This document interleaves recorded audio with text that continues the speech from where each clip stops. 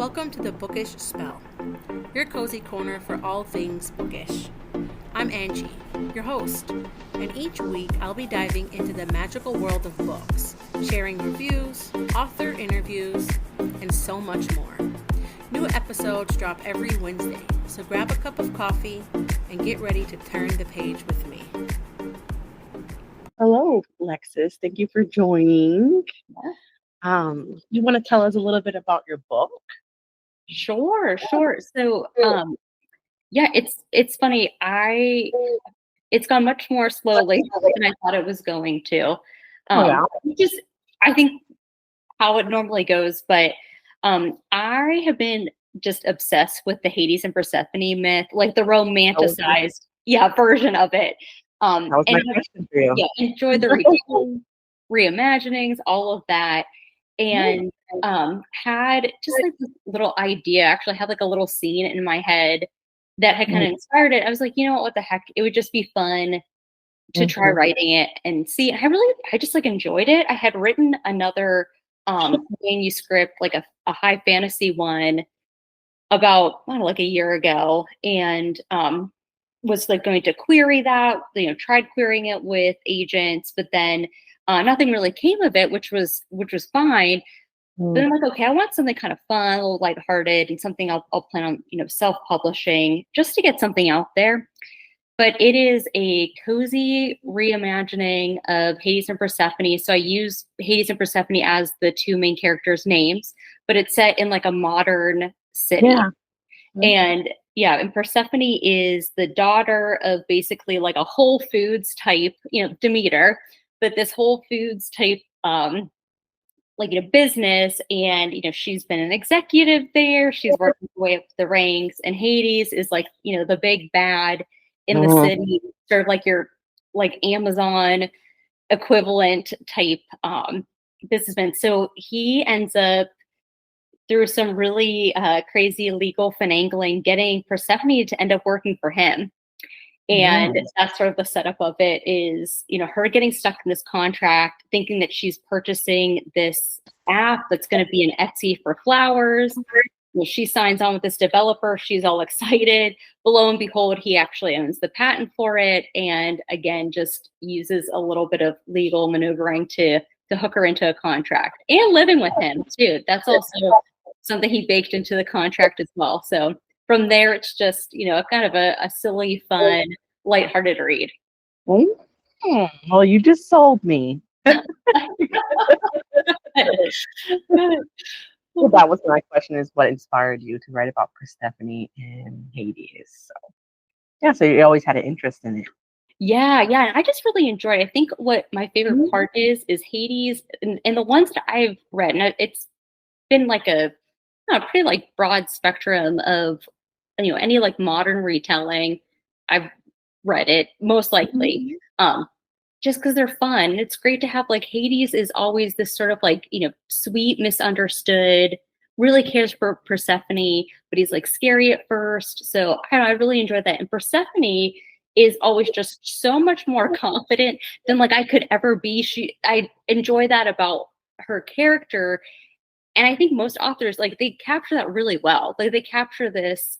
It's not so much focused on, like, the innocence of her, but just, like, the brilliance of her, of being able to try something, having courage, but also, like, not, like, she's just not afraid of Hades. Like, in this, not even just in my story, but, like, in other stories, she might be careful or cautious and maybe think she's afraid, but she's really not. So I think that's part of what I really like about it.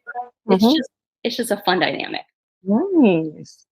So let's talk about your world building a little bit. Like, what strategies did you employ to blend like the mythology elements to like our world today? Like, how did you come up with that? Yeah. Oh man. So my process is like not even a process. It's just like a haphazard grouping of different thoughts that come to my brain. So I wish I could say how to process. I am very envious of people that like writers and authors who are like, this is how I structured it. Really, what I kind of like reverse engineered it from like this one scene that I had in my head. And it was like, how could I get this into a book? And it's funny, I didn't even get this exact scenario into it. There's something like kind of similar. But I was like, oh, what if like Persephone goes to this like dinner meeting? You know, she signs this contract. She's, you know, goes to this dinner meeting at like a really nice restaurant in this beautiful hotel. And she goes back into the elevator, planning to go to the lobby. And instead of, you know, the stopping at the lobby, the elevator just continues to like descend and goes down and down and down. She's freaking out. And she's, you know, basically stuck in this box. And it opens up and it's like Hades' lair. Like, oh no, this is the last place I want to be. And like, why am I here? And then she's sort of hit with all of the information of like, okay, well, you're basically trapped and this is like how and why it happened. I'm like, oh man, like I don't know, the scene kept sticking with me and I kept thinking about it probably for like a year before I started writing anything. Just been like, oh, this would be a cool thing. I'm like, I don't know how I'd ever pull it off.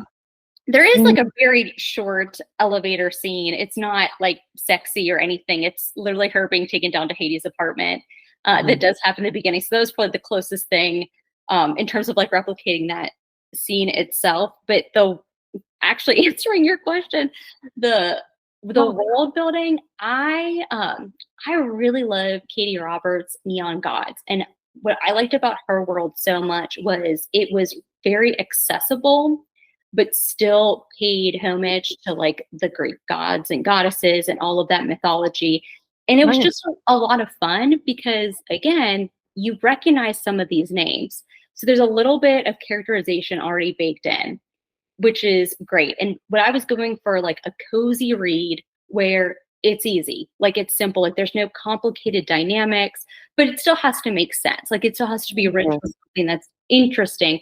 So I tried to like find where that balance was of like, you know, there's still this urban area. It's a really nice metropolis. Persephone and Hades are definitely part of like the rich elite in it. So there is that level of luxury that maybe most mortals in that city don't have. But yeah, I just wanted it to be, again, just like a fun type of read. Nice.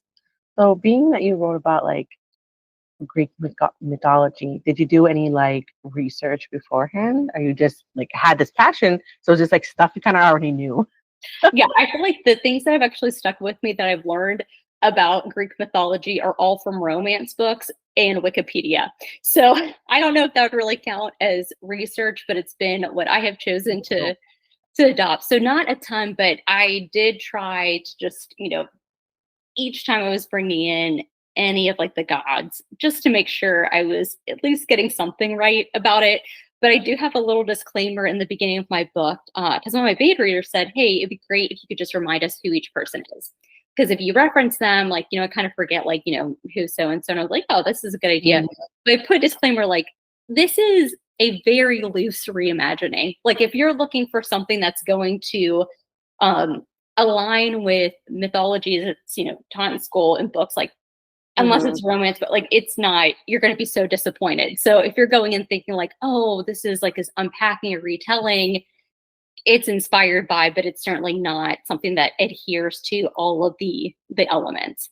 Nice. So I do want to ask before we kind of go on about this book, do you have any other books that this is your first published book? So yeah, it'll be my first one published whenever I do it. I have another manuscript for a high fantasy, but it needs a ton of work. So that one will be like, I don't know, much later on. I do want to have a second book, like a standalone set in the same world. So there is a character within the story who I set it up for a book too. Yeah. Oh, really nice. So I haven't read your book yet, but like I said, you sold me, so now I'm going to read it. Good. No, my question just slipped my mind. Oh, yeah, you're good. That's what to ask you. Is it like heavy romance, or I should say like spicy romance? Oh, yes. I included spice in it. There's like, I would say threads of spice leading up to towards the end. So I would say it's like a very typical like debut romance author thing where it's not like the full on, you know, like what we all love. Yeah, the clickbait, which let me tell you, like that's 99% of what I read is, you know, there's like one really sexy quote that is put on social media, you know, and it's like, oh, okay, I cannot get this thing downloaded on my Kindle fast enough. So I wish it was like that level of spiciness, but I mean, I would say it's pretty middle of the road spice level. But yeah, there was no way. I wrote something I wanted to read, and if there's no spice in it, like it's like I really have to be convinced. Like somebody has to be pressuring me to read it. That sounds terrible, but that is like, I know. yeah. Well, I mean, I feel like your character sounds so well crafted and interesting that I feel like it could be a really good book without it being heavy in spice. If that makes sense. So, like the story itself sounds pretty interesting. Yeah, I wanted the banter to come through. Like I enjoy that type of stuff. Like, yeah, just it's all of the lead up, and it's again, it sounds terrible, but like once characters are like good and like they've, you know, I'm done. I've checked out. It's like I get it. I'm such like a, you know, smut gremlin that's like I'm looking for this like very specific, I don't know, dopamine, serotonin hit in the book. So that's why I wanted it to be, you know, like a big long ramp up. And it's not super long. I think the final version is gonna probably be, because I'm still doing some heavy edits right now. I'm about to send it to a freelance editor, which after that point, I'll definitely send you like a, you know, pre-published copy to read, because I would love for you to read it. I didn't know. I thought it was out already. Oh no, not yet. No, not until I had plans to get it out by this time, but between schedule and budget, it just wasn't going to happen. Which is, it's all good. I think I'm gonna release it in March of next year. That's the plan. Did you post that online? Because I think I read that. I was at a different author. Well, you know what? I need to update my website. My website's like really behind. Well, media or something. I feel like I seen a video, but it could have been somebody else. You know what? Yeah, I had a few. Gosh, I need to update them or like take some of them down, because I had started teasing out saying late, like this year, like late 2024. And so I need to bump it now. But I don't know if I put an update video out. That's a good question. Maybe I should. Because I guess it was somebody else that was doing the same thing. They had a intention to publish on a certain day, but now they're like later on next year. No, I just thought that was you. I guess that was somebody else. No, all good. I want to ask, like, what is your whole writing process? As well, actually, we'll go from this point because I'm really curious. What inspired you to become a writer? You know what? It's funny. I got back into reading in a very funny, strange way. And that's what inspired me to want to write, because there was, you know, again, I was like deep into all the Hades and Persephone stuff. And I'm like, you know, what I really had wanted, and I tried this with the high fantasy, and I still have hopes to try to do it. But I'm like, oh, I really want like a reverse gender Hades and Persephone, where, you know, the FMC is the one who is the big bad, who's like, you know, this whatever dark, perceived as evil type, and the guy is more like the golden retriever character, but with less power, like having the power dynamics be lopsided. And I have for a long time really enjoyed the video game series The Legend of Zelda, which like this is the problem, is I love it, but it's like such a niche video game, and like the romance reader and Legend of Zelda fan overlap, I feel like is kind of small. Like I'm trying to find these people, because that's just the like we're calling all Zelda and romance readers, right? Like we could all get along, because the Legend of Zelda, they have crafted quite an incredible epic story. Like it is really good. But I'm like, you know what? One of the best kind of encapsulations of that reversed power dynamic is Princess Zelda and Link. Like Link is like, you know, this courageous guy. He's trying to like, you know, save Hyrule and stuff, but like Zelda always has like some type of power that is much more high level, like she's royalty, you know. And I'm like, oh, so I started writing fan fiction for it, because I'm like, why the heck not?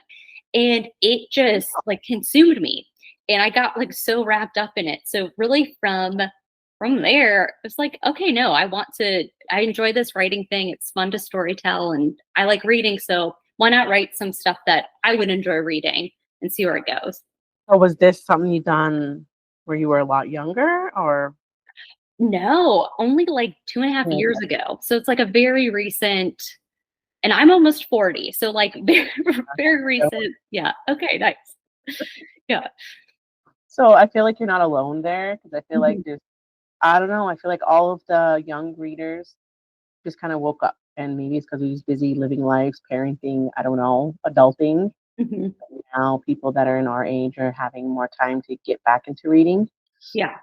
I was a avid reader when I was, 14, 15, 16, 17, and then I just stopped and then just started reading again 2 years ago. Oh, that's awesome. So, and this is not the first I heard it. Like everybody Mhm. has been telling me that. It's actually kind of creepy how it's just like at one time everyone just like woke up and like, I'm gonna read. Well, and it's crazy. Like, I do think the pandemic sort of helped, That's like why. reunite that. And even for like, I've worked from home since having kids. So I have my oldest is over 9. Yeah, Mhm. and once it went from like both of my kids and my husband, like all of us being home all of the time, Yeah. for that like year and a half or so after COVID had hit, and we had to stay at home really early because early on before it was like everybody was being told like you need to shelter in place or whatever. Before that, like there had been an outbreak where my husband worked, and so we were told Oh, like you guys, yeah, like you will infect everybody, like you need to. So we were hunkered down real quick, and it got scary. So I'm like, oh no, like this is we ended up yeah. fine. That's not good. But I mean, as you know, it's like you when you have a job, you're working, you've got a family, household stuff, like whatever. And then your kids go back to school. Like school's open back up. My kids are going to school full time for like the first time ever. I thought I had a ton of free time because I had been fitting in a full time job in between all of this other stuff. And so I'm like, shoot, now, like, yeah, reading can be is something that's easy and fun to fit in. It doesn't, and I think what's nice about it, it's like it can be whatever you want. It could be like the hour or two before you fall asleep, or it can be like, hey, whenever I can fit it in because I've got a really good book. Like I like that about reading. No, reading is pretty enjoyable. Mhm. So, being that you work from home, I mean, you worked from home before COVID, right? Yes, You always do. yes. So, because I work from home too all my life, I worked at my home. When everyone around me was complaining about quarantining, and, we have to mask mandate, we can't leave our home. Right, right. Uh, I'm like, I'm used to this.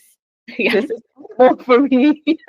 Did you have that, or was it a struggle for you during the pandemic, or was it more like because now you have to stay home, now you want to break out?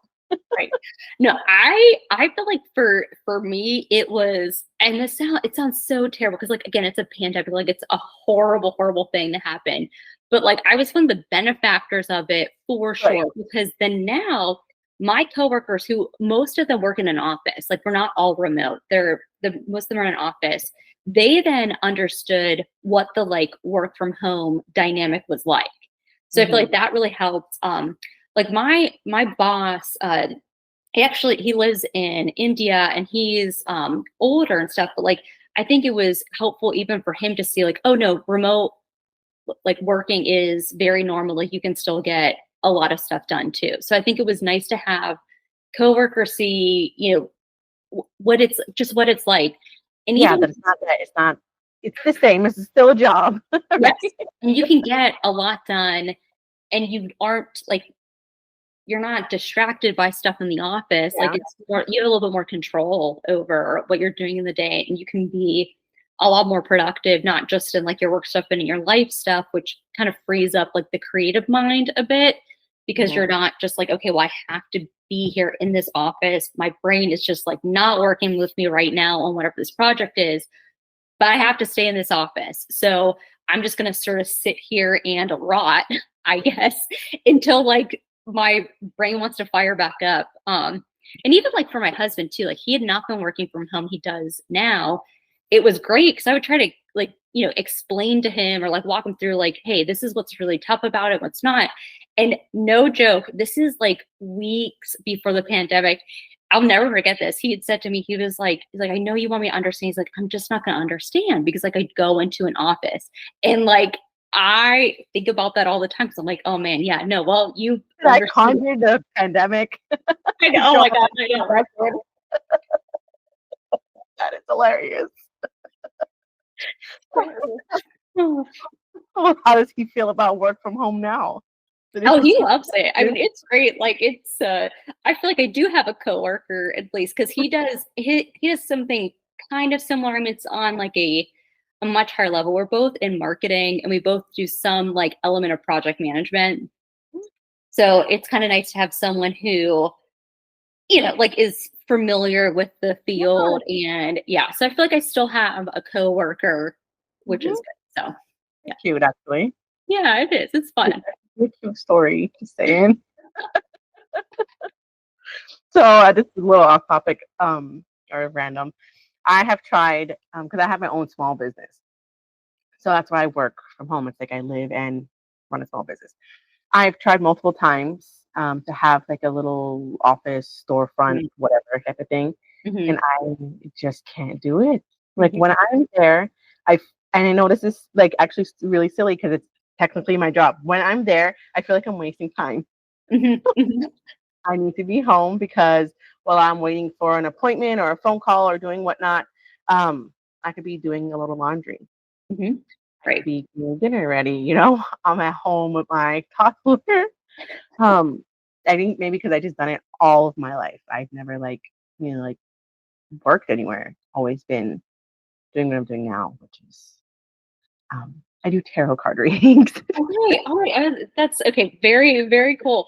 So you're an expert at this whole like work from home, remote stuff. I mean, goodness, that's All I ever did. awesome. All I ever did. I never worked anywhere else. Never done anything else. Done that from day one. So when I try to be a little bit more like professional and Mhm. have like actual storefront, I'm telling you, I hated my life. Yeah. Even though it was nice, the experience was nicer because you don't have my kids, making noise. I don't have to like constantly pick up toys in case someone's gonna come in for the reading. But I really like it was exhausting. So like it makes me have like sympathy for the people who actually gotta get up every day from Mhm. Monday through Friday and commute to work, stay in work, pack lunch, and like I can't do this. No, I don't know how people do. I'm right there with you. Like one, hard pants are terrible. Like you don't want to deal with that. And yet too, like I think there's that like I don't know, like that thing in your mind that just like keeps like nagging at you whenever you are somewhere in an office and you're like, I can't throw a little laundry in, or I just want to have a snack. Like I just want to have a snack and have nobody else know about my business right now. Like that's all I want. No, yeah, I'm right there with you. I don't know. I mean, it's maybe what it is probably people like your husband who've never experienced before COVID. Mhm. They didn't know what they were missing. But I feel like getting up and like when I used to get up and go, Mhm. I'm so exhausted, even Yes. though what I do is literally I do tarot readings, palm readings, stuff like that. So it's not physical work, I'm sitting there basically like having a conversation with somebody. I am so drained, Yeah. even though like I'll close earlier a little bit, like 7. But when I'm home, like I don't want to do nothing. I don't want to cook dinner. Now I'm just tired. Yeah. Yeah. It's a very weird feeling, and wish more people could benefit the factor of working from home and how enjoyable it really is. Yes, I know, and I just choose to believe some people are built differently, and so Yeah. it works for them, and like that's what they want to do. Yeah, I am built like how you are, Angie. So yeah. All right, so we'll get over that topic a little bit. Sometimes I ramble You're and good. in a You're podcast. Now I want to talk about your publication process. And right now you're currently an indie author. Mhm. Do you plan to stay an indie author, or do you plan to get like a publisher and become a traditional publisher? Oh man, I mean, I think at one point I was definitely really hoping and planning to go the traditional route because for my actual job, I project managed an independently published book that like my boss had written, and I got to work with like the ghost writer as well who was helping to just like add to the content. She was fantastic. They did a lot of interviews, kind of, there's a lot that went into it. like the typesetting, getting the designer for so many different elements. And after seeing that, it's like once bitten, twice afraid. I'm like, I don't want to have to do that process on my own. Like I had an awesome team that I got to talk to, somebody else's budget, having, like that money I'm spending. And that was great, but it's a lot of work. So that's why I had queried, actually like a year ago, the high fantasy, because I'm like, there's no way, and especially the fantasy. Like I don't think, at least at this point, with where I am as a writer and like my capacity or ability, I don't think I could publish a coherent fantasy like, today. Like I would want to go through like an actual system where, they've got more editors, like there's just more of a process. But like I don't think that I'm gonna even have to ever really like make the choice to like remain indie or like not. I think it's just gonna be like I will do self-publishing because that's what's gonna work, like, and that's what's going to kind of be my thing. And I really like it. I think what's been fun for me, not as just like a writer, as a reader, there are so many great authors where it's like you go, you read their books, and then you can friend them on TikTok and they will friend you. I love it. Yes. And it's like, I don't ever want to lose that. Like I would rather have, like 20 readers who like love what I write, are willing to talk to me about it. And we just like, we have fun, like that's like the fun of it. We like trade whatever, because we have something, at least something in common. And the more I'm like interacting with, again, strangers on the internet that have similar interests in the, romance genre world, like I'm really enjoying it. I'm really enjoying these people. So I think that's what I just want to have that. Like it's not a matter of like, of course, like I would love to be able to sell enough to like cover costs to produce it, because I have to use an editor. Like, good Lord, I have to use an editor. And I think it's because like my actual like education background, I was a history major, and like that type of writing is very different than doing something that's more, creative, storytelling, whatever. So it is important for me to get like a, a quality editor that knows my quirks and knows all of the bad habits that I have. And I have someone, she's wonderful. I love her. Her website is actually a placeofintent.uk. I believe. I don't know. Look up A Place of Intent, but she had a blog that I really enjoyed, and I reached out to her, and she's wonderful.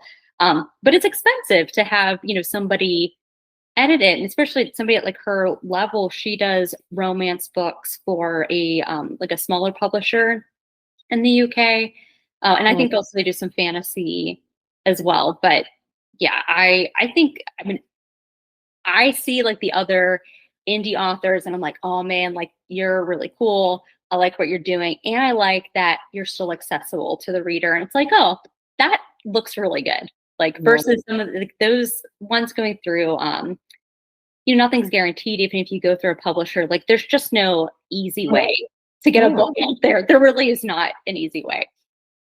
I did not know that. Well, I didn't know, like, if you get a publisher and somebody picks up your book, and it's still not guaranteed until. Well, you don't know. Yes. So this is what I did not realize, because this is one of those, like, until you kind of get into it, so you don't know. If, let's say, you finish this book, whatever, it's great. You go to query agents, like a literary agent, and they're going to be the one that's going to sell your book, your concept, everything in the publisher's marketplace. For a publisher to pick up. And there are some, I think, existing relationships there where, certain publishers might be like, okay, this agent, like they really like them because they had, they got a bestseller out of it, who then went on to like, do a movie deal, whatever. So there's like, just trying to get an agent is very difficult. Like anything, I got rejected a million times over. And I even got like rejections with like specific things they didn't like, just from like the get-go, which actually they're really funny. It's just a very humbling process, but still all good.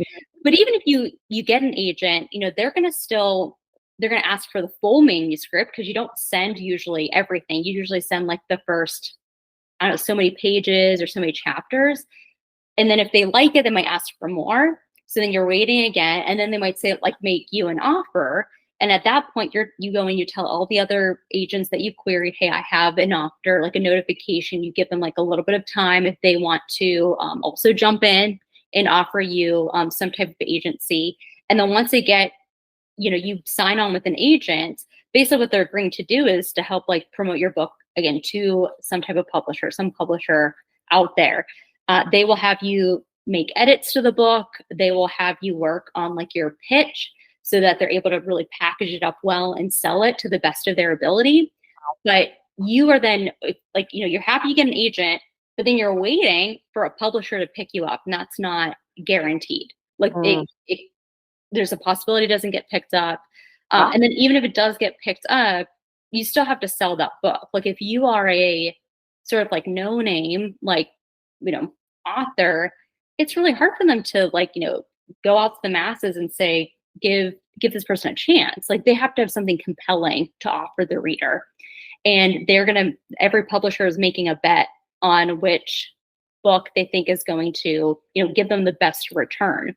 Wow. And so they put their marketing money, towards those ones that are the safer bets, the ones that, have mass appeal, might have like a broad reach, are much easier to market, whatever it is. But then there's others, like they can be, very well written, beautiful stories, but they just might not see an audience for it at that moment, which is like really, because it's money for them. Like it's their job and it's their livelihood. So it's like, I'm not begrudging them that, but like, I had no idea this world existed. Like, no. And I don't have like the, definitely not at this point, like the stamina to go through that process anymore. I'd much rather just, it's better to kind of do it, on your own, finding a community. Like actually just started attending like a writers group that has a Zoom, and I'm really loving it. I've made some critique partner friends, but honestly, that stuff's been great because you can ask them questions. They'll tell you what they've done. There's it's Sierra Cassidy. She's got like an Omegaverse series, but she really knows what she's doing. And even like listening to just 10 minutes of what she was talking about in this writers group, I'm like, oh my God, holy shit. Like they know so much more. So I think it's nice to have that kind of like personalization to it. And also like it's a little different than working with the traditional world where an agent, like, again, they're trying to put food on the table. Yeah. You are like a commodity to them. Mm-hmm. And it's not that they don't care. It's not like these are unfeeling people. It's just, that's the reality. It's their job. Yeah. I get it.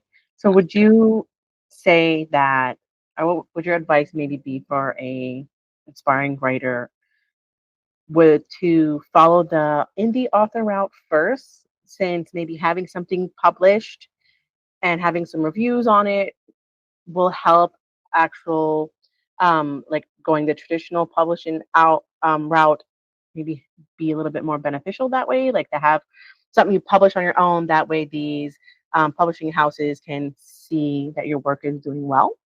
So yeah, I think that the like clear winners of that show that it's a good strategy. There's two that come to mind, and there's two of books. And I really enjoyed these authors. But Rebecca F. Kennedy did exactly that. She had a series, saw popularity, got an agent, gets a publishing deal, which is fantastic. And her books are a delight to read. They're so much fun. Sylvia Mercedes is another one. Now, they're both kind of in the romantasy genre, but she did the same thing, had series out there. So I think for some people, it really does work. Like, I think it even if your dream is to traditionally publish, which I think it makes sense for, certain people, what that criteria or rubric is, I don't know, I could tell you, but I think it would make sense, but you're not going to ruin anything by self-publishing or going into the indie route. Like I firmly believe that. And like, I will stand on that. I don't think there's anything wrong with saying, you know what, I just want to try to go traditional, and that's where I'm going to put my effort. And honestly, I was that person like a year ago. That's like where I was. And I've just changed it because it's like, again, no name person. This would be like a debut novel coming out. So it's very risky to then like expect somebody to invest in me. I haven't put anything out there. for people to say like, oh, this is worth investing in. So until I do something like that, I can't expect it. But now I'm like, I don't know, like the indie author thing, it just seems more fun. I don't know, like it really does. So I believe you're right there. I've been talking to a lot of indie authors lately, and I don't know, like I'm just a fan of indie authors. me too. And I say this pretty much every episode that I enjoy indie author books way more than the traditionally published. Like, yes, I have some big mainstream books that are my favorite, but when you read those indie author books, especially like when it's like a debut novel, you have no idea who this person is, and the story is always so captivating, and like I always end it like, what? Why was this? They're different. They hit different every single time. So like, my favorite is to read indie author books. So yeah. Oh, I agree. Who are your favorites? And I wanted to ask you too, like because you said you recently kind of got back into, into the reading thing. What was the book? Like what kind of triggered all of that? to get me back into reading. And your favorite indie authors as well. So the one that to get me back into reading was I'd done the book of the month subscription, like give you $5. I'm like, oh, let me try it for $5. They sent me What the River Knows by, I forgot, is Isabella, I think her name is something like that. I mean, it's called What the River Knows. Which was kind of more like about it was about Cleopatra, so it's set in more like a historian time, and essentially they're explorers and like to find ancient artifacts. The story was good, but like the plot twist at the end, Yeah. I was hurt. No. I was so hurt. I not read that book. Oh my god, I was hurt. I was like, how did like I don't actually don't even want to give it away. So, but it was that got me back into reading, and then from there I read somehow like my phone knows, and now TikTok's sending me all the book talk stuff. So I end up reading Divine Rivals, and I devoured that in like 2 days. Now I'm kind of more of a slower reader, like it takes me a little while, but I devoured that in 2 days. Finished it at like 4 a.m, and I could not wait for the physical book, like to order on Amazon to get the physical book for the second one, which is Roosevelt. I had to know what happened. I ordered it at 4 o'clock in the morning, the ebook, and I started reading that till 7 o'clock in the morning, and I finished it the next night. Okay. And that was it. That it became my persona. Like, I forgot how much I loved reading. This is gonna be everything now. Yes. And then my favorite indie author, there is so many, but I feel like the one story that kind of stands out to me, her name is Whitney Dean, and she wrote it's a Cinderella retelling, The Rise of the Cinder Fae. Ooh, okay. It is heavy fantasy. It was just like a really good Cinderella retelling. It wasn't like a lot of the retellings of Cinderella, like the movies we know. It was a lot different. Like it really had a lot of different elements in there. But I enjoyed every bit of that book, where I constantly still think about it, and it's one that I probably want to reread. So her name's Whitney Dean, and I'm hoping she's supposed to come out with a second book soon, hopefully. Oh, that's exciting. That's always great. And retellings are fun too, because again, there's enough that's familiar in it where like I feel like your brain can be like a passenger princess just like a little bit, and you can really just like enjoy like other components of it, because you're not like, oh man, I'm tracking this complex plot, whatever. I'm not saying that they wouldn't have that. It's just your brain is able to fill in a little bit from the get-go, which is nice. But I have heard of Whitney Dean, and I've heard of that, and I'm trying to remember if it was a like an old friend from college who was saying that she had read it and was recommending it as well. So yeah. It's good. I enjoyed it. Yeah, I like her because she's so like, she don't give a crap type of person. And on like her social media, it's like she's like this is a real person. Like that's how you feel. And I think that's another thing I love about indie authors too, just real people. Yes. Yes. Yeah. So I do want to ask a little bit about like, do you have any writing rituals, like something you do before you start writing, or do you have like a routine, or how do you get into the writing mood? Yeah, I again, it's like very haphazard. I would say the thing that's probably the most consistent is usually I have to be in some place where there's no one trying to talk to me, like in the house. So it's really hard. Like, and I do not do well like shifting from that, like the mental focus needed to be writing to then like, okay, my kid is asking a question, or like my husband's asking a question. Like that stuff is, and I feel so bad because it's like they're just living their lives, but like my brain is having to like do all of this work to keep track of something, and I'm like, okay, this is like affecting 4 chapters, and like, did I check this? And then they ask a question. It's like, I haven't even figured out how to fix this problem of my own creation. Like, I'm so sorry. Like, I can't get you a snack right now. Like, it's just something like that. Like, and trying not to be mean, but I would say that like part of the ritual is trying to find a place where it's mostly quiet, and like I'm kind of able to off to do my own thing, which my husband he is so understanding. He's great about, like, he will, wrangle the kids, no problem, but they go to him for a ton of stuff. Like, it's not, I don't feel like we have the typical, like, oh, they, walk right past dad and go to mom. No, no, no, no. Like, they're more likely to walk past me and go to dad now because, like, I mean, Great job, girl. quickly, right? Yeah, no, he's good. He's good. But, and I am people that have a process and they're organized about it, I think is really great. And I think that's, I wish I could be like that. I don't know if it's like a personality disorder or what, but like, I just can't. Like, I've got usually a notebook. Sometimes it's even my work notebook where I'm keeping notes on, like, I had an idea. Because I will say, best advice I've ever heard was to have something to write on. And you can use your phone, your notes app, but make sure when you think of something, capture it, even if it's just like a few things, because they say the weakest ink is better than the strongest mind. So if you can just capture whatever that little thing is, then you can go back to it, and has definitely saved my butt many times where I'm like, oh, I texted myself, I put in my notes app, I wrote down a notebook. Mm-hmm.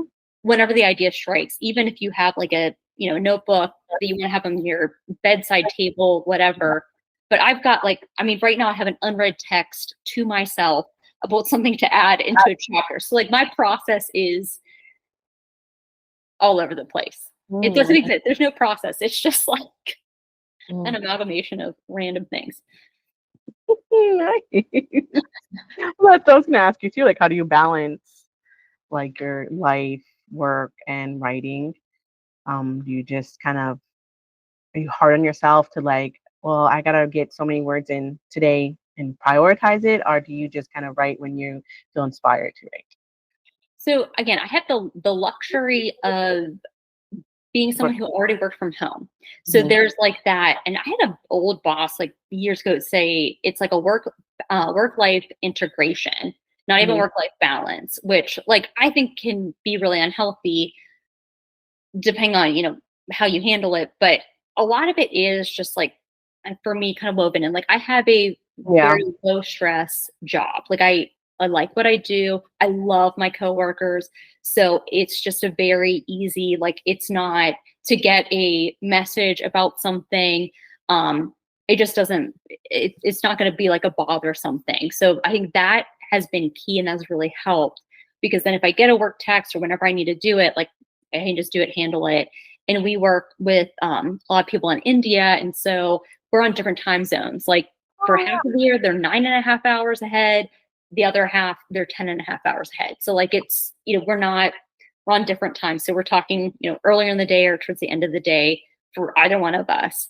And I think, so that's helped. I've had that luxury. Also, I have the luxury of, it's just to me, like, if I don't get in a certain number of words, if I don't do those things, like, the only person I'm like hurting is whatever expectation I've, created for myself. And I found it's, anytime I'm like, okay, I'm going to finish it like this, like in all projects, in work and life, I end up like blowing past the deadline. which is like, again, terrible for like a project manager to be saying that. But when it's my own self-imposed stuff, I'm like, but so because my editor, she's so flexible, understanding, patient. Even her, I could say, hey, I'm going to send you this stuff on this date. And if I didn't, she's not going to be like, hey, you got to send it to me. She's going to be like, hey, just let me know. Like, I'll tell you when I can fit you in. Like, it's really easy. So I think, Yes. yeah, having that flexibility, it's made it easier to be like kind to myself. Because I will say, when I was doing like the whole querying thing with the high fantasy before, like it was mental health wise, like not a good thing. And I was not a good taskmaster myself. And I think it almost took like the joy out of like the whole reader experience, writer experience. And because of that, I was like, you know what? This doing like the cozy romance, it was good. I feel like it kind of reignited the initial like excitement I had for writing. Because I'm like, if it's not going to be fun, if it's going to hurt my mental health, like even trying to build up like my TikTok or like try to get like the website, like if it's not going to be something I'm enjoying and having fun with, I'm not going to do it, because it doesn't need to take away from my life right now. And I think it took, honestly, like the delusion of me being like, I'm going to be a full-time author. And like, I had to be broken of that. And I was. And now it's, I feel better for it. And one of my critique partners, she actually just had a debut. Her first one come out. It's a gothic romance, but Delaney Monroe. The book is Succulent. I'll message you the photo and stuff, but she had said something. I thought it was so perfect, because I had said to her a long time ago, I'm like, why are you not querying? Like, I don't understand why you're not trying to get an agent, because like you're a literary agent's dream. Like she's got fantastic backstory. Her story also like includes this Caribbean folklore. It's a gothic romance. It has vampires in it. I'm like, I feel like your book is very marketable. The writing is strong. The storytelling it's perfect. The characters are so much fun. I'm like, this is something I think that would have a lot of appeal. And she's also just a very kind, hardworking, humble person. I'm like, you would be a dream. Like, you are a dream, because not only are you a great writer and a great author and storyteller, but like you're like a high quality person. Like, you are a very kind human being. I'm like, yeah, like you're slam dunk. But she was like, you know what? If I'm supposed to have an agent, they can come and find me. Was how she said it. And I just, the confidence she said it with, and it was not cockiness. It was straight up confidence. And I don't know, I loved it. I was like, that was like the most freeing thing I heard. Cause I'm like, yeah, like why am I like chasing this like really specific thing when it's like, just enjoy it. So I have to give Delaney credit for, I think, like putting my head back into like a much better place. Yeah. I mean, that's what it kind of looks like from my perspective, talking to indie authors, that it just makes the writing, crafting your story so much more fun. And following that traditional route and having somebody not just bash your story, but it's more, I guess they like tweaking it for what they want to read, what they feel everyone wants to read, versus when you're an indie author, you're putting out what you want people to read, your story. Yes. And no one's totally immune to that, though. I mean, it is, I think, to get like when people get reviews, like I think the way readers look at review ratings versus how authors perceive them, it's very different. And I like had no idea about this until I got to see what like the author side kind of looks like. But yeah, like the whole conversation of like a 3-star, like a 3 out of 5 star rating review. And people are like, well, but I could still like a book. I'd still give it 3 stars, but it can feel like this, death knell for an indie author, because people don't know them. They're looking at the review and they're going to make this, snap decision based off of it. And that's not everybody. I think there's a lot of readers that will still give people a chance, but it's like, oh, for them, like they need that rating to do some marketing for them. And the best like comparison I can think is it's the difference between like hotels and an Airbnb. a hotel might have a 5-star rating, and that means something very different than an Airbnb having a 5-star rating. You expect an Airbnb to have a 5-star rating if you're going to go, because if it doesn't, there are some problems. Versus like the hotels, this is a ranking system of like where they fall in. So that's how I see it now. I'm also one of those people, like, if I didn't like a book, I'm not going to write a review on it. Like, I'm just not. But that doesn't mean that because I read it and didn't write a review, I didn't like it. It just means I'm super lazy and never got around to it. There are many books I love, think about constantly, like, I didn't write a review on them, which is like terrible. So I think so you never get to really avoid people criticizing it, and you want to get beta readers, but it's hard. Like that, I was not prepared for. Like, I don't think I would have said like, oh, I'm great at getting feedback. Like I wasn't totally delusional, but it's hard to like put something out there, feel so vulnerable, and then it can get torn apart and people can be totally right. And you're just like, oh gosh, like not only is it like a very harsh criticism, but they're also correct, and trying to like live in that like the same being is just, it's a struggle. Now I feel like less like, the book, it's like, oh, my baby. It's more like, no, you could say my baby's ugly, and like I'll be like, yeah, so we're gonna try to fix that now. Like it feels less of a problem. Oh, that's what I was actually gonna reference. Like I feel like getting a review that you're not happy with from your book feels like someone bullying your kid. Yes, absolutely. Absolutely. It's something of, your own creation. Yeah. Even though and you've poured so much time, like so much more time. Like I've worked on, long lasting projects, done stuff like where it's taken build up or training over like years or months. Like nothing has felt as long as the like making a book process. Oh, wow. So I do want to give you a little encouragement when it comes to reviews, and I hope other people can take note of this. Coming from a person who worked for themselves from day one and relies heavily on reviews, especially where I'm at in Phoenix, Arizona, it's really competitive. Like there's a tarot reader every 5 blocks. It's actually kind of weird, but so living in something that's really super competitive, I say this all the time to so many people. Every time I get a negative review, I will get 5 positive reviews after, because it sparks someone's interest as to like, well, is this review real? Mm-hmm. And then they decide to give you a try.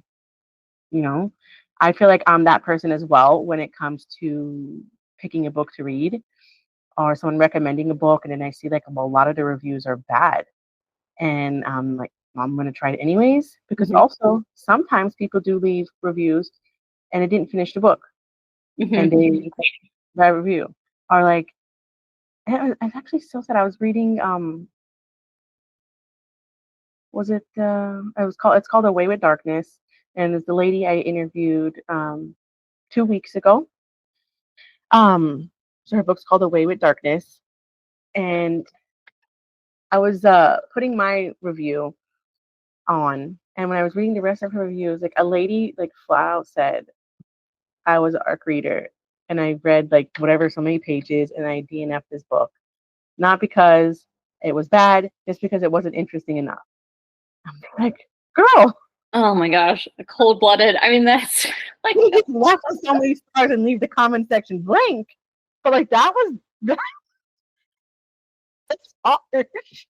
Yeah, but that's just it. It's like it's so easy on the internet. Like you can put anything out there, and you're hiding behind, like not even an avatar, whatever like auto avatar they give you, and whatever the account is. No, the second I hit publish and stuff goes out there, I'm never looking at reviews. Like I'm going to try to like blinders on, truly, because I think it's those types of things. Like I don't care what book it is, and I think about books like they are like true. I mean, whether they're classics, they're just beloved, whatever.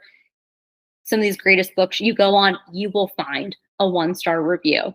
You will find something. It's like, so you're right. Like I agree. It's great to hear the 5 positive ones coming right on the heels. Like that is, I will be tucking that away. I give it to everybody who like has their own business, especially, or works on create something for their own. Because I mean, I talk to a lot of people daily with my job. I talk to a lot of Yeah. people, and I give that advice all too often because I see it. I mean, I've done a lot of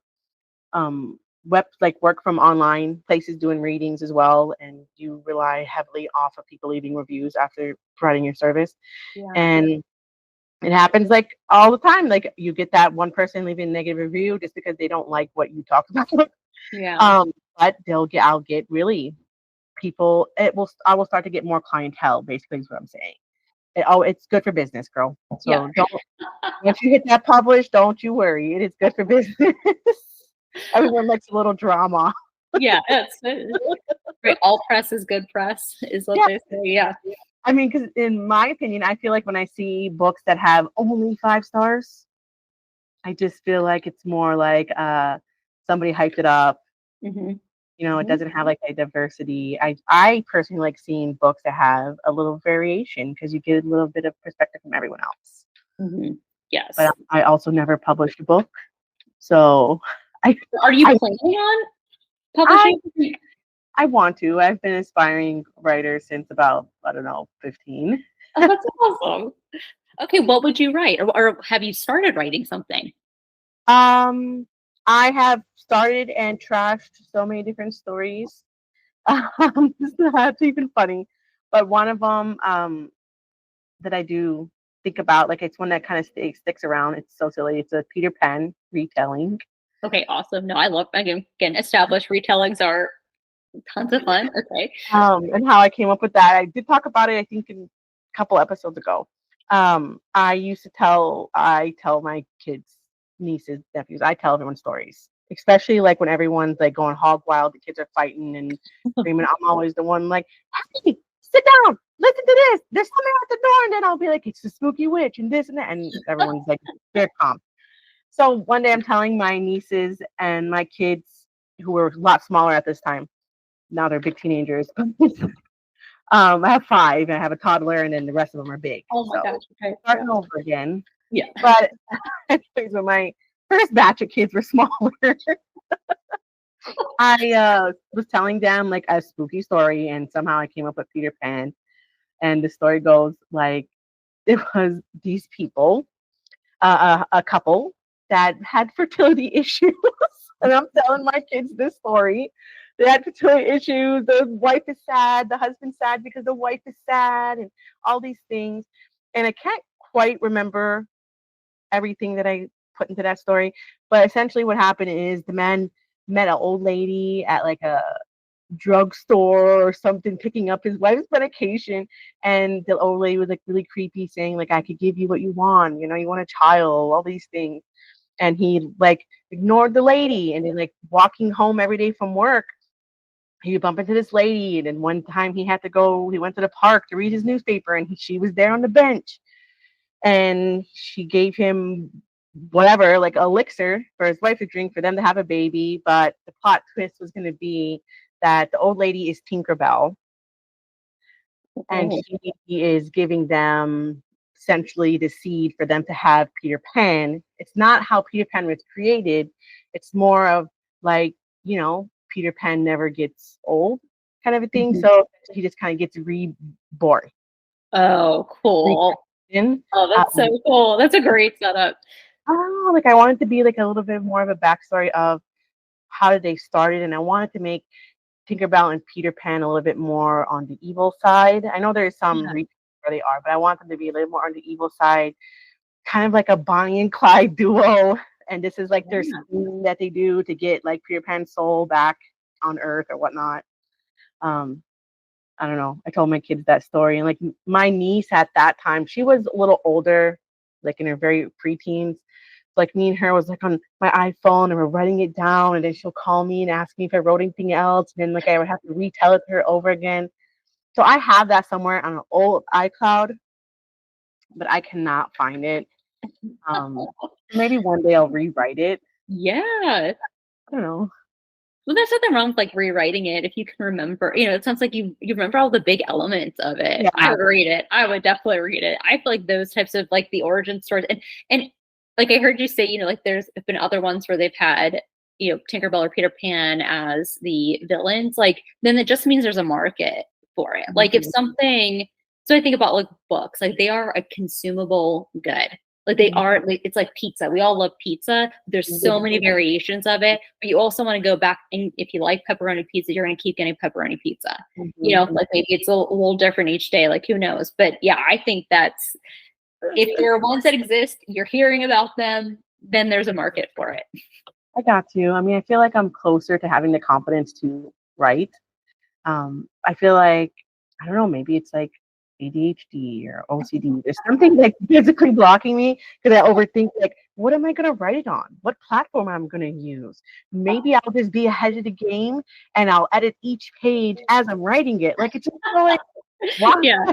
I overthink. So then I think to myself, it's so hard to type. Like, I don't do a lot of type. Maybe I'll just press my speech to text button on my laptop. And that's what I was just gonna say. I mean, you really should, like, and they say to get better at writing, you just have to keep doing it. Like you just keep kind of pressing forward. Like, why not? It's not gonna like hurt anything. And if you have to go back and reformat stuff or whatever, goodness, like there are sites like Fiverr, where you can find somebody $20, they can solve this problem for you. Yeah.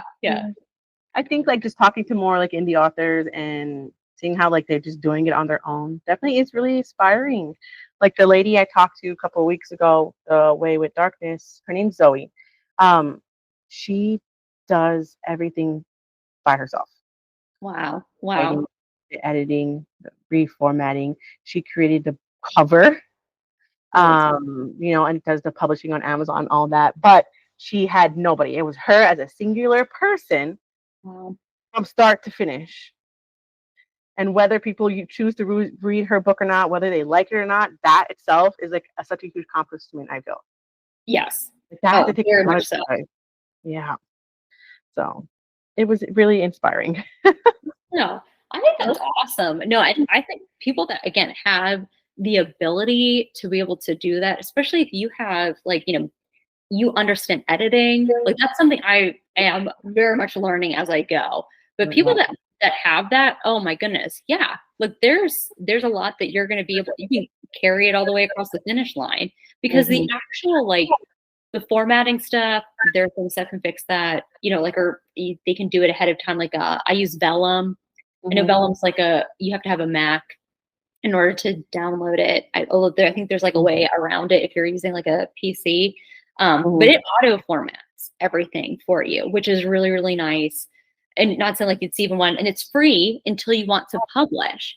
So you can just keep using it. You can store your books, and then whenever you're ready, that's whenever you're gonna pay. And it's like a one-time, you either pay for unlimited ebooks, I think it's $200, and then it's $250 if you want to have ebook and physical copies that you can pull from it, and then send those like files to printer, publisher, whatever. But yeah, so there are things that, like, I mean, you can, don't ever let technology or something like that hold you back from doing something creative, because it doesn't have to, I mean, it can be whatever you want. Truly, you should write. You got to write. This is like I like the Peter Pan retelling. I'm trying to hype you up because I want to read this. So yeah. Thank you. I've been wanting to ask you this question, but we just kind of keep going. What got you, like, what book or indie author got you into reading? Essentially, the question I wanted to know. Yeah, this is another like really just kind of dorky intro too, because like I said, like a video game is kind of like what got me into it. The first thing, it was an app. This, no joke, it used to be called Dress Up Time Princess, which is, again, like ridiculous name for this app, and it had different stories in it, and you could get clothing. Now it has since been like monetized in like the worst way possible. Like it's just whatever. It's not quite the same like it was back in like 2020, even 2021. But the stories were so good. And like my husband joked, he's like, you might as well read a book. Like there's so much reading in the app. I wasn't even thinking about that. I'm like, oh, these are just these fun, dumb, like little stories, like whatever. And like the chat was really funny. Like there was a funny, like little community. So I'm like, this is like a dumb, mindless, like, but I love it. Like I was eating it up. And this one pirate story came out, and it was so good. Like they had done such a great job. And somebody commented that they had wrote fan fiction on Wattpad for like, they're like, okay, that scene wasn't spicy. If you want to read a spicy scene with these two characters, I put on Wattpad. When I was so hooked, I was like, oh my gosh. Like, first off, I realized it is so embarrassing to be, like mid to late 30s, just discovering like spicy things in literature, and then being like, wait, I can read, like, this is fantastic, like, sign me up. So then, yeah, like I had, developed this addiction.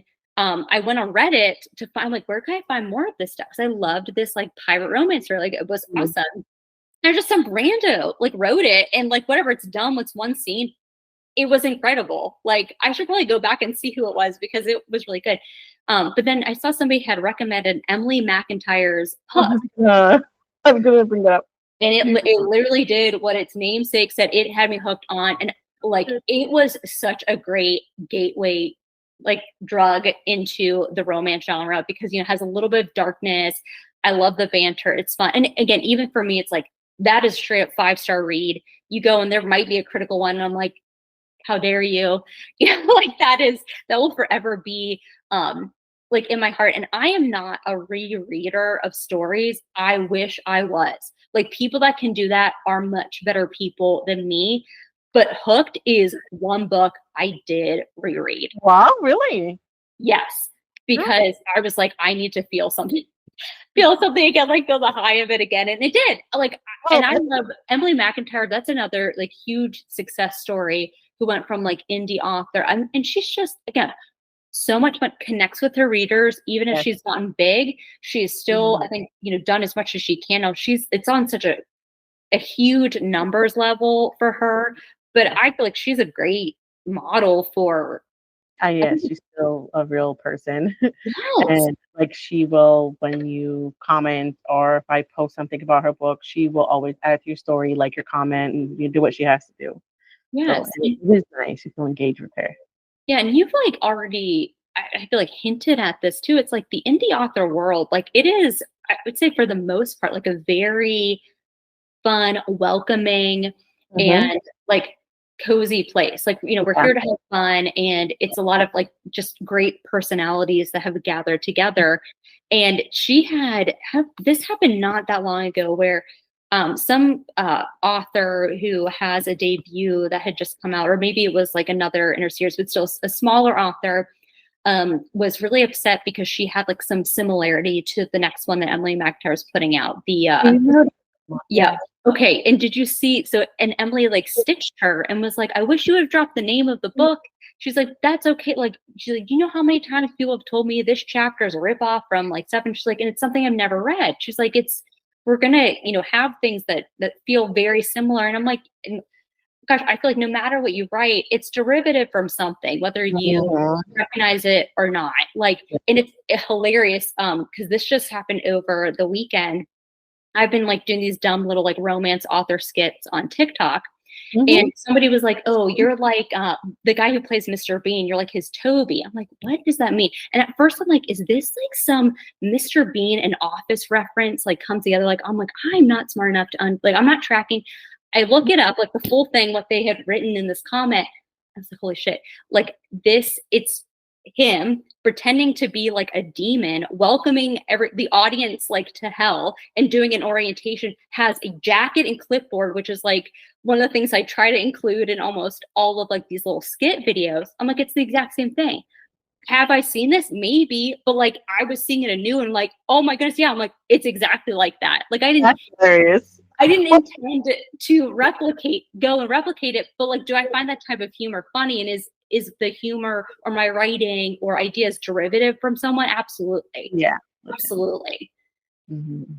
Did you read all of Emily McIntyre's books? Oh yes. Oh no, I'm all cut, except, I shouldn't say it. I have read all of the Never After series. I have not read the Sugar Lake series yet. Have you read Sugar Lake? Okay. I was gonna ask you if you. I was like, oh, I don't know if I want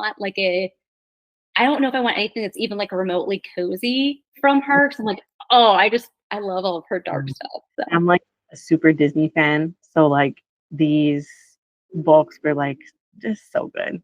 Yes. Just loved it. All of the like, fantasy references. Was Hook your favorite I assume since you read it twice or no? Oh man, you know what? It has a special place in my heart, and Yeah. this is terrible because I can't think of what the it's like the Aladdin one I really enjoyed. Yeah, That's my favorite one. Oh, I forgot the name of it too. Let me look it up. I can't think of it. Yeah, isn't that terrible? I know, but the Aladdin one was my favorite. I good. really never thought I would look at Jafar that way, just so you know. Oh, right. No, but it's like she's made what's so fun about it is like she's made it its own thing. It is still like, you know, this Oh, whatever reimagined. Yeah, what is it? it's Twisted. Twisted. Okay, yes. Oh, yeah. That was my favorite one too. Mhm. I'm sorry. Go ahead. It was really good, and like the other ones were good, but I mean, I think Hooked. It was such like a high to like live up to it. Like the two after, great concepts, still great characters, but I don't know. Like I just the way she had done, what's his name, James. Yeah. And like it was just too good. It definitely hooked you to want to read the rest of them. Yeah. I smashed through all of those books I done most of them in audio. I think nice. I read Hook, but I done most of them in the audio. Did I do all of them? I think so. Them all audiobooks. I got through all of them in 1 month, but I was listening to them, whatever I was doing. It was like silly. Like one of my social medias, there's like old videos of me like doing laundry, and like you see like my earpiece in my ear, and like I like talking about I'm listening to whatever Emily McIntyre book at the same time, and like I was obsessed. I was making memes about every book. It was like I did like what was the other one called? Oh, we're just on the top of my head. There's Crossed. Okay, yes, that was the most recent one, right? I believe so. I think it was the last one in the series, but that was the one about Hunchback of Notre Dame. Mm-hmm. Mm-hmm. Just like the story itself, outside the romance, because the romance in that one kind of gave me a little bit of an ick. I don't know.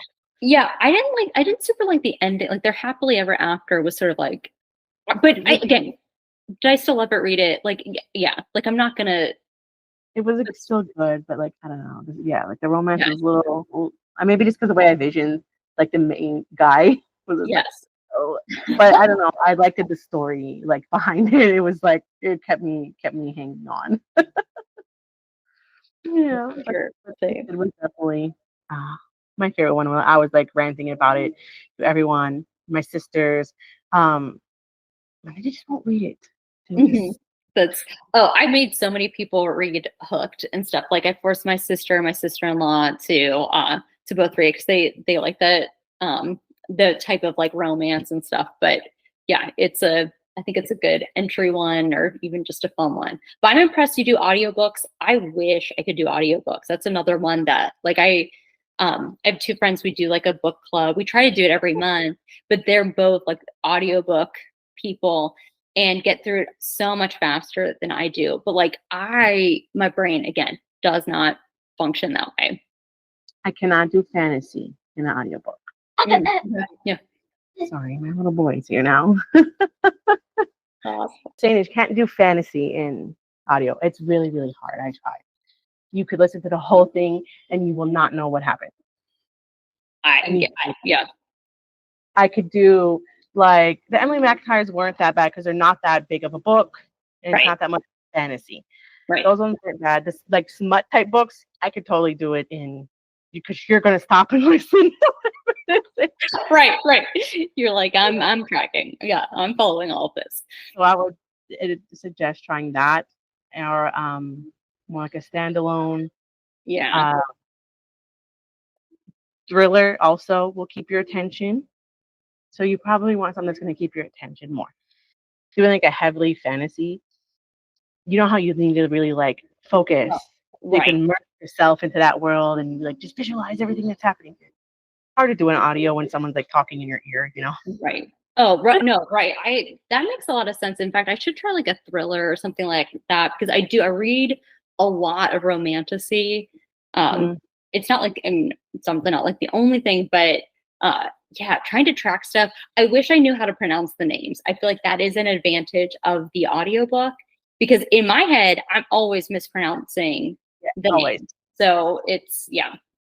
I always did. I did listen to the A Court of Thorns and Roses. Mhm. Only like 3 of them in the audio version, but that is because if you do graphic audio, which are the dramatized versions of audiobooks, so it's what they call a movie in your ear is their Yeah. slogan.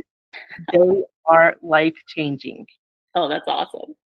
Are so good because I read like 2 of the Akatar books. I read them, and Mhm. then everyone was talking about the audiobooks, and I'm really not a fan of Akatar, but I am trying to get through them.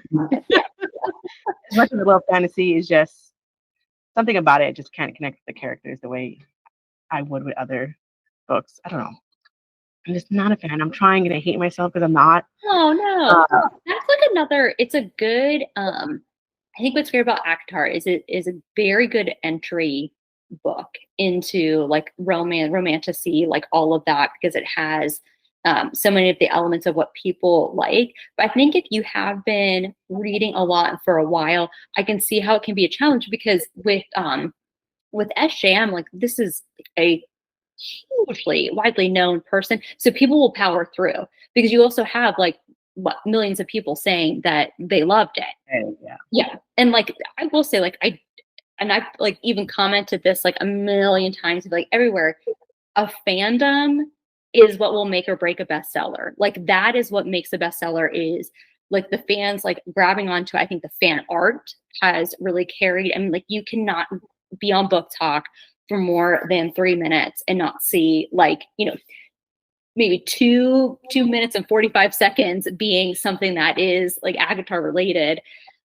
It's No. just everywhere. So I think that if you're coming into it having already read a lot in the genre, in the romance genre, even yeah, it's hard because there's a lot of ramp up. Like it's not one of those that we're going to get into it real fast. Like there's a lot of world building and stuff because she can, because people are going to buy the book because they see her name on it. That makes a lot of sense because like I don't hate them. Right? It just No, gosh, no. Yeah. that's like everyone else is. Why can I not be obsessed with? And I'm trying. Maybe I already had my obsessions with fantasy. You know. Oh, I don't know. I'm trying. I mean, I will say that Mr. Fury, no, not Mr. Fury. Or is the green one called Mr. Fury? yes, you're right. Yeah. Okay, Mr. Fury so far has been my favorite. Yes. Yes.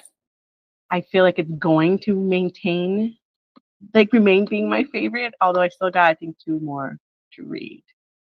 There's yeah, there's like one that's I think technically a novella, which is the Frost and Starlight one. And then there's the one that wraps up because I had heard it was like originally a trilogy. Frost and Starlight was like kind of fitted into it, but then I can't even think what the 4th one is, and then the 5th one is Silver Flame. Um, Right? Isn't there one in between Starlight and Silver Flames? is You it know what? orange? It's funny. I recently saw somebody had taken the book covers and had matched them up with the Chick-fil-A sauces. Like they match in color. And so there is apparently some like theory. I don't know what the full theory is, but I love stupid stuff like this. All right, what is like okay, I think I have the order wrong. I have the order wrong. So it's Akatar, the Court of Mist and Fury, then Wings and Ruin, Yeah, I just read that one. Frost and Starlight, then Silver Flames. But yeah, they match up with some of the colors of Chick-fil-A sauces. That's hilarious. I don't know why. I mean, oh. So then I'm on. What am I on right now? I think Wings and Ruin? Or I'm almost done with that. Yeah. Let me check. I thought I. And it's hard not to like, I don't want to spoil anything. Oh yeah. So I have to read. My next book I got is going to be Frost and Starlight. Okay. So And that's a very quick one. That's what I figured. It looks pretty tiny. Mm-hmm. I don't know. Because the dramatized version of Rings and Ruin was 3 separate audios. Oh wow. Okay. I mean, it's a long book, so that makes sense. The biggest one in all of them. It's either that or Silver Flames is long. I'd say I like the second half is good, but like the first half, it is grueling. I mean, you feel like I mean, it is what it is. But I was happy I powered through. Like I don't regret reading any of them. I think my tastes have changed. I think that those were ones that at the time, like I was willing to make, more of an investment in. It's kind of like Fourth Wing. Like those are large, large books. And if you take like one of them, they end up being more like 3 or 4 regular size, like, romance novels, but it's all one. So I will sometimes power through, but like for the most part, like I am looking for like a quick fun time. Yeah, I know. Yeah. The long one. Mhm. I loved Iron Flame. I read that one, and then I started to read. I read Fourth Wing, sorry, and then I Okay. started to read Iron Flame, and I got through like I don't know, maybe like 10-15% of the book. Mhm. I put it down for like months. Oh, yeah. The beginning was so boring that I'm like, I don't even care what happened to this book. I'm done. And I Right. don't do that. I don't do that. Like I am someone with OCD, so it's like I start something, I gotta finish it. I don't care how bad it is. Yeah. This was like, I'm so done. I don't want to see this crap. We've been through this already in the first book. Why is Violet being this way? I'm done. Like I put it down like for like 5 months. And then I got the dramatized version, and I done it in audiobook. Best decision ever. It was so good. Oh, okay. Hearing the dragons talk, Yes. like, it was so good. It was probably my favorite audiobook so far has been Iron Flame. I've heard clips of that voice actor and like, incredible. So maybe that's what I need to do. I have Iron Flame and got it on release day, like got the physical copy on release day. Mm. Haven't cracked it open at all because I heard people saying that they were frustrated. I was like, okay, I'll take it on at some point, but I'm just like not ready yet to do it. And of course, like I've seen enough spoilers to like kind of know, which won't stop me from reading it. But I'm like, that was one I'm like, oh, I'll finish it, before the end of this year. I don't know if I'm going to. I really don't. At some Try. point, maybe I'll listen to the dramatized version. I did not know that's what that was. I've heard clips of it now, and I'm like, where are people? Like, I'm like, is this like the full audiobook? But Yes, so it's well, making called the company's called Graphic Audio. They make all different kinds.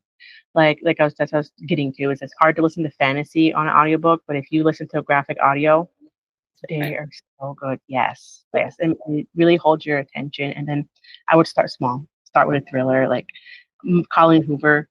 Verity was my first audiobook. I just started listening to audiobooks like this year. That was my first audiobook, and it was like I promise I wouldn't be able to read that.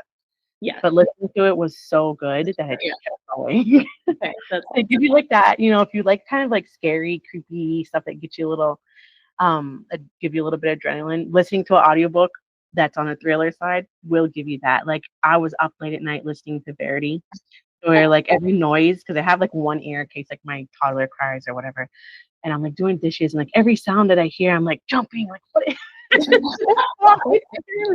yeah, I would be a nervous wreck. Like one day I'm gonna tackle a horror book, but not yet. you're like maybe in like the light of day. Well, Angie, thank you so much. This was so much fun. No problem. Thank you for coming on, and thank you for waiting for me. Oh, and yeah. I do hope we could chat again soon, and For sure. your book gets published soon. So congratulations on that. Thank you. No, I appreciate that. That's great. Take care. That's great. You too. Bye. Bye. Thank you so much for tuning in to this week's episode of the Bookish Spell. I hope you enjoy our magical bookish journey together. Don't forget to subscribe so you never miss an episode. And feel free to leave a review. It really helps. I'll be back next Wednesday with more enchanting stories and author insights. Until next time, keep the magic alive in your hearts and on your bookshelves.